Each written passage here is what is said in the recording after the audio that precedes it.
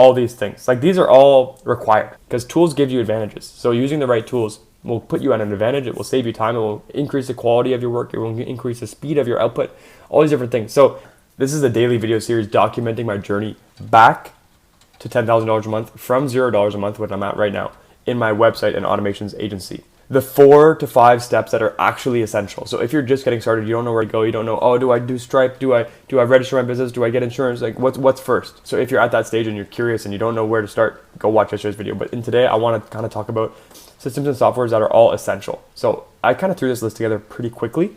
Always a growing list, especially with the way AI is developing. However, not having the right softwares or not even knowing that the right softwares exist can be a massive, massive disadvantage. You know, myself, 5 years ago, who was using Wix, did not have access to the tools that I know now. For the only reason was that because I didn't know what they were. I didn't know that they existed. And not having access to those will massively, change the quality of your project and the amount of time it takes for you to produce that. So first of all, Notion, my note-taking app, project management, personal notes. I even use the calendar for it.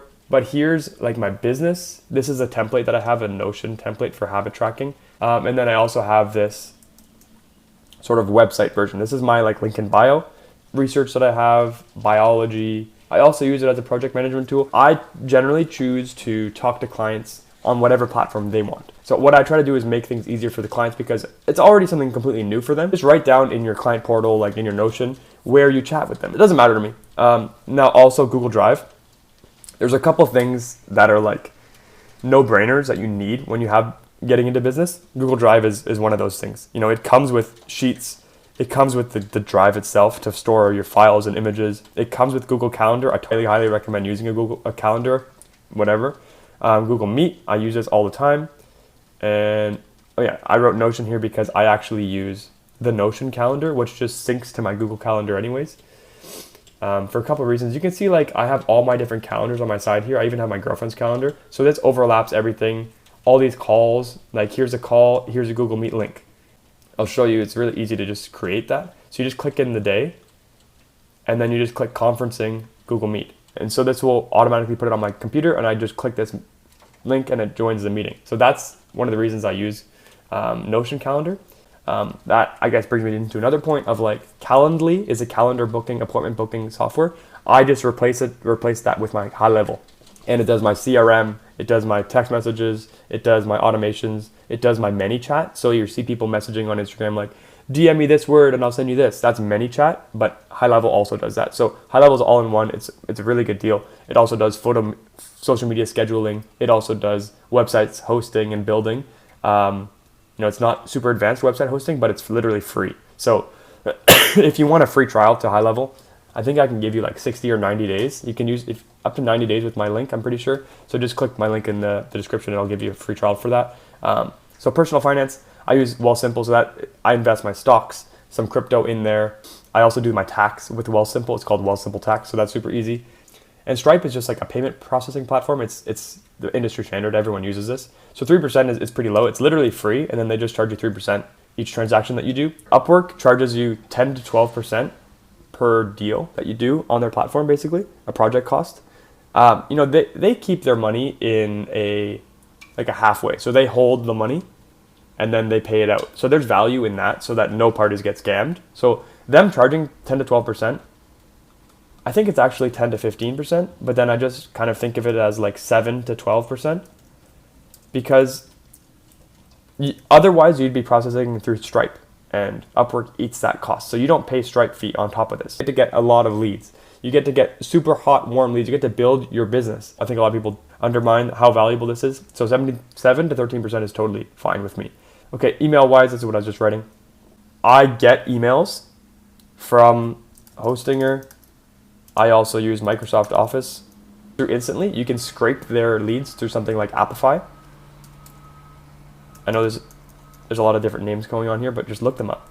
And then this will verify them and cut down your lists to the core emails that are actually valuable. More of your emails will go to spam if you use Hostinger, less of them will go here. I generally use like 3 in Hostinger and I try to warm them up using Instantly. And I also send the emails using Instantly. Maybe we should jump to website because that's kind of in line with that. So the domains, obviously, Namecheap is fine, Cloudflare is fine, Hostinger is fine. There's also like Pork Bun and these other things. I just try to use ones that are easier. There's this world of domains of like best practices and, oh, you use this one, but I use this one. You should set up all these different things all over. No, like I just try to use the easiest one possible and something that's reliable. GoDaddy is not really reliable. Go High Level Domains is not really reliable. What I do is I just take from Hostinger and then send the DNS to GHL, or Cloudflare, send the DNS, or Namecheap, send the DNS to GHL, or send the DNS to Webflow. Or both. Oftentimes it's both because I have my email set up on GHL or sending email, and then I have an email set up also on, Microsoft or Hostinger or Google Business. Then building your websites. So I've used tons of website builders. I started on Wix. I think it's the cheapest, around $10 a month. I've tried Squarespace. Squarespace is bad. Don't use Squarespace. It's for people who really don't know how to design a website, and it's like so dummy proof, so that you don't have a lot of control. Wix, you have a lot of control. You can't do complicated designs. You can just do basic designs. But you have a lot of control with this. It's cheap. But I would honestly compare that to like Go High Level websites. It's like fairly similar. You have a little bit more control with Wix, but Go High Level is literally free. So, if you're at that level, then just start learning on High Level. Shopify is a shit website builder. Shopify itself costs, I think, $60 a month. And then to make a good website, you have to use a page builder, which is, I think, another like $15 to like $20 a month. And so those would be Gem Pages or Pagefly. The same way that WordPress works, whereas like their native website builder is really shit, but the platform itself is good. That's the same with Shopify. WordPress, the native website builder is shit, but you can use things like Elementor, or you can use things like Bricks. You can build more complicated and advanced designs on WordPress or Shopify.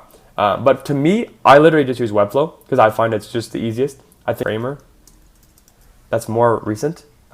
It's sort of like the modern Webflow, but I don't know. I think a lot of clients recognize Webflow rather than Framer. And to me, building premium websites, I want to use the one that people know is like premium. So when they come to me, they don't think, oh, I'm getting a Wix website. They're like, oh, this is a shitty platform. It's like, no, you're getting the best platform, which is Webflow. Bricks is also pretty good for WordPress. I really looked a lot into Bricks. However, the benefit of using WordPress is that it's cheap.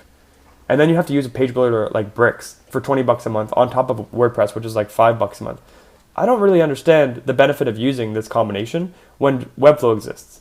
Like, yes, there's more plugins you can use with WordPress and all these different things, but like Webflow also does a lot of these things. Framer also does a lot of these things. Framer is about like, I think 15 to $20 a month. It depends on like how much code you're using and everything. Again, High Level, you can create and host unlimited free websites on High Level. So this was massive value for me because I have like just so many different business ideas, and sometimes you just want to throw up a website for that business idea. And if you have like 10 different websites across the board, you're paying $150 a month. So that was making me go broke. So High Level was a massive solution for that. Again, if you want that link, I'll just put a free trial link in the description. Figma, this is what everyone uses for website designs. This is massive for website designers. It's basically like the Photoshop of like websites.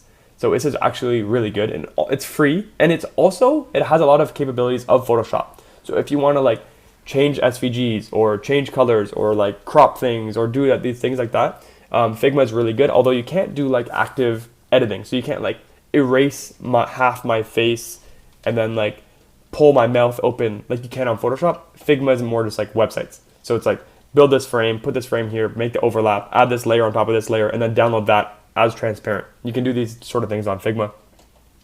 And once you have those designs, you can convert them to GIFs. EasyGIF is just a website that I use. Basically all my conversion stuff. So on websites, best practices is to have everything as a WebP. And so I convert my PNGs to WebP, I convert my JPEGs to WebP, and I try to make them as small as possible to put them on my website. This is also video to GIF. This is why it's called EasyGIF. It's video to GIF. Photoshop, it's Creative Cloud. I think Creative Cloud ends up being like $40 a month, which is a lot, honestly. Photoshop, Premiere Pro, Illustrator, Lightroom. Those are like the 4 softwares from Adobe that I use. But there's so many alternatives to these, and the fact that ChatGPT can do like image editing and image create now, it's not really worth it to get Creative Cloud. Canva is super good for templates. It's not really good for photo editing. Envato is like this database of like all these different website templates, websites, graphic design templates, illustration templates, stock footage, stock images, music. It's basically like a library for anyone creative, like any creatives. Everything you need is on Envato. I think it's about 25 bucks a month. You get unlimited downloads. So whenever I do make, need downloads, I just go on, favorite a bunch of stuff, upgrade to 25 bucks for that month, download all those things. That's the value of it is way more than 25 bucks. And then I just cancel my subscription. And I think this is free in the group buy thing as well. So like, if you have any of these subscriptions, Canva, this, that, CapCut, it's worth it for you to group buy them, I guess. But yeah, so video wise, CapCut, obviously, it's another free editing software. I think it's actually made by TikTok, so it's a really good mobile video editing. If these things are a larger part of your business, Premiere Pro, Photoshop, Illustrator, you can't do your business without them, then I would recommend buying them. Or alternatively, you can just get like a cracked version of like a 2018 version before they switch to like the cloud version, and you can download that and it would be free forever. TeleTV is what I'm using to record this right now. It's basically Loom, but cheaper and better. I think I paid about $110 a year. I think it was like $8 a month. And it's cheaper than Loom, and it records my screen webcam separately. So then when I'm editing, I can do whatever I want with it. I can move them around. You can also link your videos immediately, just like you can in Loom. Now, there's something to consider. People are always skeptical about clicking on any links in their emails, especially for cold outreach. So Loom links are starting to become more, I guess, generally accepted, but TeleTV is obviously not accepted. So if you find people are skeptical about clicking links in your emails, then maybe go with Loom because it's a little bit more recognized. My prospects don't care about clicking links, and they don't know what Loom is anyway, so it doesn't put me at a disadvantage at all to use Tele. But like, you need to actually just post these things and then repost them on your LinkedIn, Instagram, Twitter, everywhere. And when you share whatever you're doing with those thousands of people in your network, then you're getting millions of a network, or like hundreds of thousands of a network. And it also helps when people, like, when they see your Instagram or your LinkedIn and then align with what you're emailing them, then it's going to increase conversion rates and trust a lot. It's not even hard to get video testimonials from clients because they don't want to. It's just the fact that they don't know what to say. They're uncomfortable on camera, and they don't know like the answers that you're looking for. So what I've started to do is just when I'm delivering their website, and then they go, "Wow, Michael, this is really awesome. I really love this." And then I just say, "Hey, cool. I'm recording this call, by the way. Do you mind if I use some of these clips, like, as a testimonial? Record them with Fathom AI. I think this also records the transcript of your meeting and then just emails the guest and you the meeting notes."